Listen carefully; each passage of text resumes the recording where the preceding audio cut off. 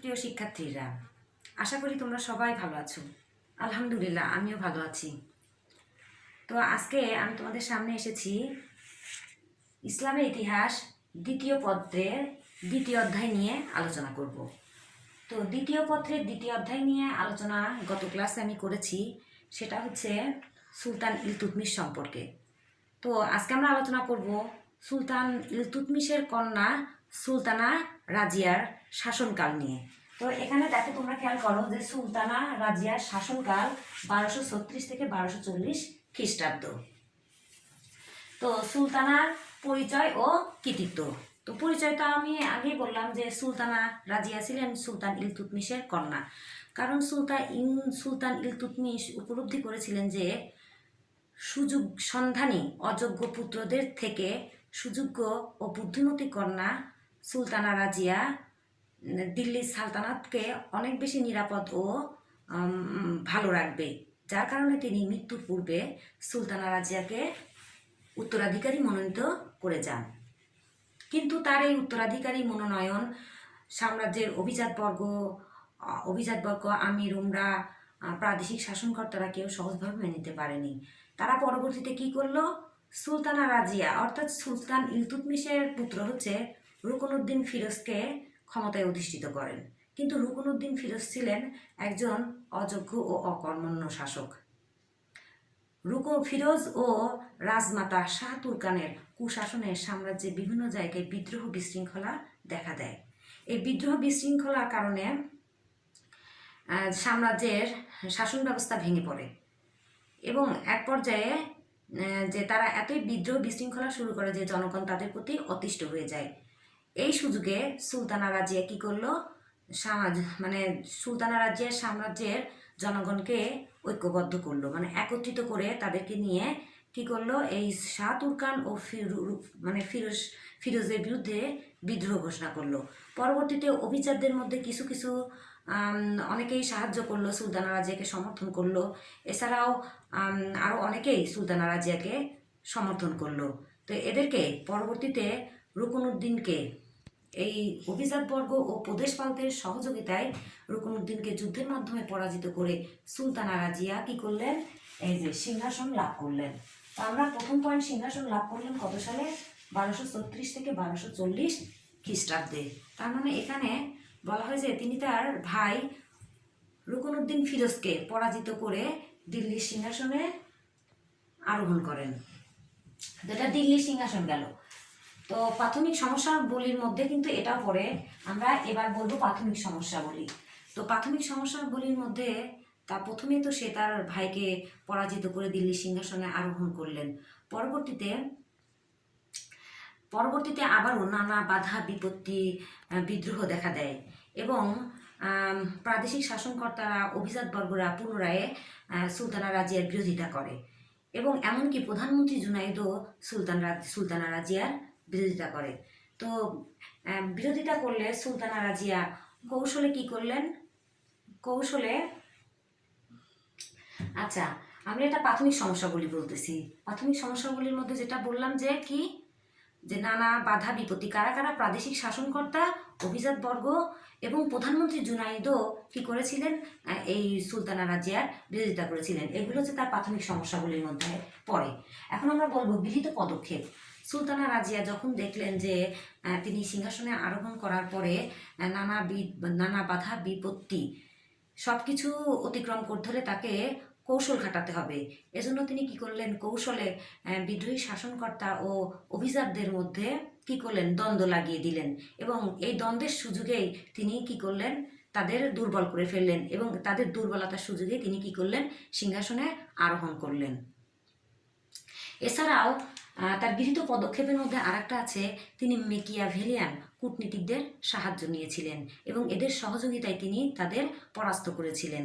এমনকি প্রধানমন্ত্রী জুনায়েদকেও তিনি পরাস্ত করেছিলেন।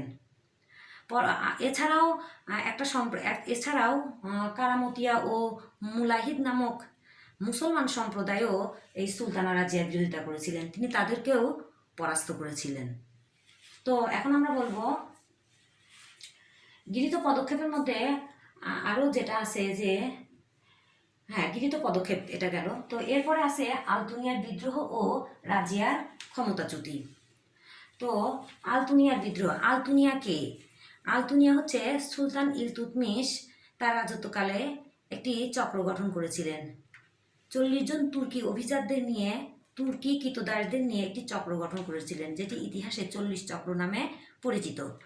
তো এই 40 চক্রের একজন সদস্য হচ্ছে আলতুনিয়া। এই আলতুনিয়াই সুলতানা রাজিয়াকে সহজভাবে মেনে নিতে পারেনি এবং তিনি কি করলেন? সুলতানা রাজিয়ার চরম বিরোধিতা করলেন। আর সুলতানা রাজিয়াও 40 চক্রের ক্ষমতা সম্পর্কে আগে থেকে অবগত ছিলেন, যার কারণে তিনিও তাদেরকে সহজভাবে মেনে নিতে পারেননি। এদিকে কি করলো আলতুনিয়া? এদিকে কি করলেন আলতুনিয়া? হচ্ছে প্রথমত আইতাগিন, আইতাগিনও একজন 40 চক্রের একজন সদস্য ছিলেন। তো আইতাগিন আর আলতুনিয়া দুজন ঘনিষ্ঠ বন্ধু ছিলেন। তো আইতাগিনের সহযোগিতায় আলতুনিয়া কি করলেন? এই সুলতানা রাজিয়ার বিরুদ্ধে বিদ্রোহ করলেন এবং মানে বিদ্রোহ ঘোষণা করলেন। তো আলতুনিয়া ছিলেন ভাতিন্দার শাসনকর্তা। পরবর্তীতে যখন এই আলতুনিয়া সুলতানা রাজিয়ার বিরুদ্ধে বিদ্রোহ করে এবং বিদ্রোহ করে সুলতানা রাজিয়াকে যুদ্ধের মাধ্যমে পরাজিত করে কি করলেন? সুলতানা রাজিয়াকে কারারুদ্ধ করে রাখেন।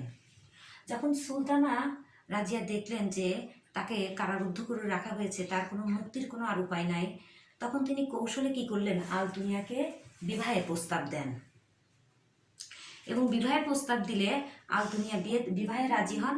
পরবর্তীতে আলতুনিয়া এবং সুলতানা রাজিয়া দুজন মিলে কি করলেন? বিবাহ করে তারা তাদের দিল্লির সিংহাসন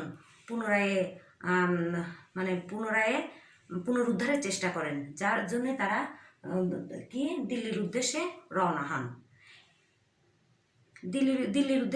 হন। এদিকে সুলতানা রাজিয়াকে যখন আলতুনিয়া বন্দি করে রেখেছিল, তখন ইলতুৎমিশের তৃতীয় পুত্র বাহরাম সিংহাসনে অধিষ্ঠিত হয়েছিলেন।